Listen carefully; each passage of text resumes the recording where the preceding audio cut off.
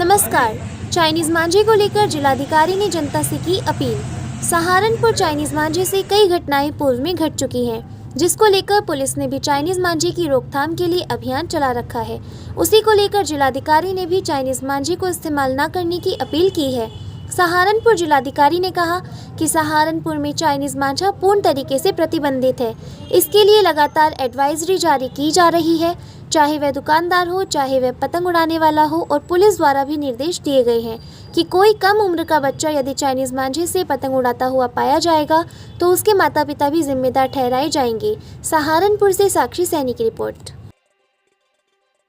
Chinese मांझा जो है पूर्ण रूप से प्रतिबंधित है और इसके लिए लगातार एडवाइजरीज जारी की गई हैं, चाहे वो दुकानदारों को हो या चाहे वो इसको इस्तेमाल करने वाले जो पतंग उड़ाने वाले लोग हैं उनके लिए हो। इसमें ये स्पेसिफिक निर्देश भी पुलिस द्वारा जारी किए गए हैं कि अगर कोई बच्चा जो है वो कम उम्र का बच्चा अगर चाइनीज मांझे का उपयोग करता हुआ पाया जाता है तो उसके माता पिता को भी इसकी लिए जिम्मेदार ठहराया जाएगा। और मेरी सभी लोगों से अपील है कि जो मकर संक्रांति और बसंत पंचमी में लोग पारंपरिक रूप से पतंग उड़ाते हैं तो ये अच्छी बात है, लेकिन उसके लिए वो सामान्य डोरी का इस्तेमाल करें। चाइनीज मांझा जो है वो ना सिर्फ उनके लिए हानिकारक है बल्कि जो अन्य लोग हैं जो सड़क पर चल रहे हैं उनके लिए भी ये उनके जीवन को खतरा देता है। और साथ ही साथ तमाम जो हमारे पशु पक्षी हैं या अन्य जीवन है, चाहे वो बंदर हैं, कुत्ते हैं, गाय हैं, उनके लिए भी ये काफ़ी हानिकारक होता है और उनको घायल कर सकता है। तो मैं एक बार पुनः हमारे यहाँ पर सहारनपुर में ये अपील करूंगा आपके माध्यम से कि चाइनीज मांझे का प्रयोग ना किया जाए और इसको दुकानदार भी किसी भी दशा में ना रखें। अगर किसी दुकानदार के पास ये पाया जाता है तो उनके खिलाफ भी कार्रवाई की जाएगी। नमस्कार, मैं रश्मि टेरेंस, अध्यक्ष एरॉन एजुकेशन वेलफेयर सोसाइटी, समस्त भारतवासियों को इस नए साल की बहुत बहुत शुभकामनाएं देती हूं और उम्मीद करती हूं कि आने वाला साल पिछले साल से बहुत ज्यादा तरक्की लेके आए। आप सभी लोगों के लिए इस साल बहुत बहुत शुभ हो। और साथ ही साथ निवेदन करती हूं, एरॉन एजुकेशन वेलफेयर सोसाइटी के अंतर्गत चल रही मुहिम दाना पानी में आप सबका सहयोग की आवश्यकता है। जुड़े रहिए, बने रहिए। समाज के सभी गतिविधियों में जहां पे भी एरॉन संस्था कार्य करती है, आप लोग हमारे साथ खड़े रहिए। बहुत बहुत शुभकामनाओं के साथ जय हिंद, जय भारत, हैप्पी न्यू ईयर।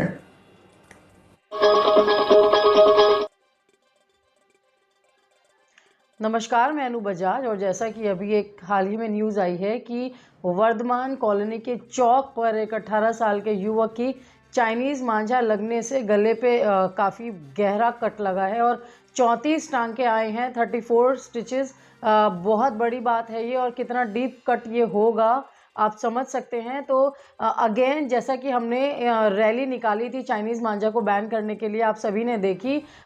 उद्देश्य यही है, एक सामाजिक मुद्दा है, सबकी सेफ्टी का सवाल है। तो आप सभी से फिर से गुजारिश करती हूँ कि फिर से चाइनीज़ मांझे पे बैन करिए, बच्चों को पतंग चाइनीज़ मांझा उड़ाने से रोकिए। बहुत युवक घायल हो रहे हैं, बाइक सवार चालक घायल हो रहे हैं, और कितने बच्चे छतों पे इसकी चपेट में आ रहे हैं। आप सभी से फिर से बोलूँगी कि चाइनीज़ मांझे को बैन करें, और जहाँ भी इसकी खरीद बिक्री सेल परचेज है तो 112 नंबर पे तुरंत कॉल करके उनकी शिकायत दर्ज कराएं। आपके नाम डिस्क्लोज नहीं करे जाएंगे। धन्यवाद।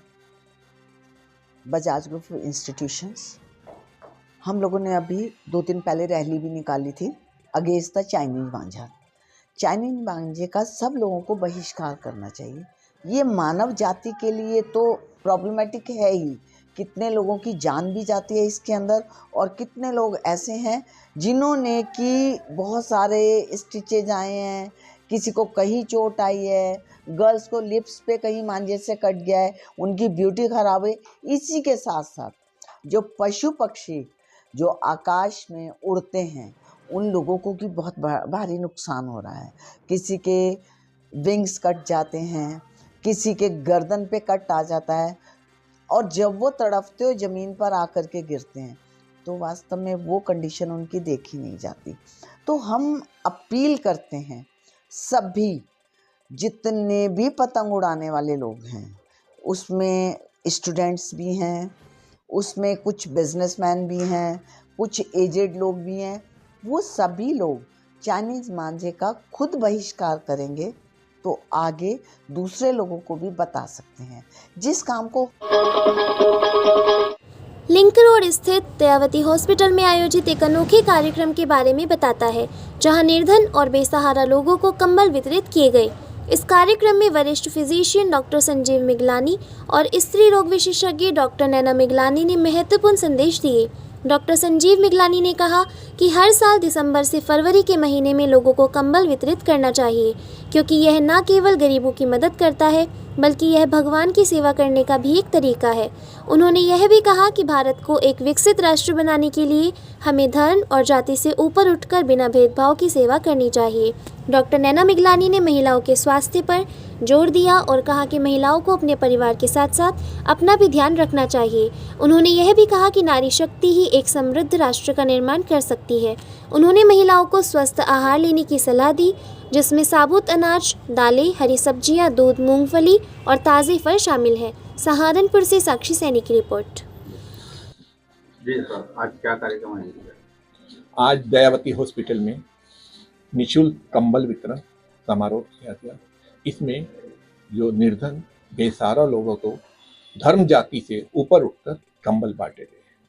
शहर में जितनी भी संस्थाएं हैं, उनसे निवेदन है कि चाहे वो सामाजिक संस्था हो, चाहे वो प्रोफेशनल संस्था हो, कि दिसंबर से लेकर फरवरी तक जो बेसहारा हैं, निर्धन हैं, गरीब हैं, मजदूर हैं, उनको धर्म जाति से ऊपर उठकर कंबल देने चाहिए। और मैं जो बुजुर्ग लोग हैं, जो बीपी, हार्ट और शुगर के पेशेंट हैं, उनसे मेरा ये विनम्र निवेदन है कि वो सुबह और शाम को सर्दी से बचें और हेल्दी आहार खाएं और फल लें, हरी सब्जियां खाएं। और ठंड से बचना बहुत ज़रूरी है, क्योंकि इन लोगों को, जो बुजुर्ग होते हैं जिनकी उम्र 50 से ज़्यादा होती है, उनको सर्दियों में हार्ट, शुगर और बीपी और ब्रेन हेमरेज की बीमारी बढ़ जाती है।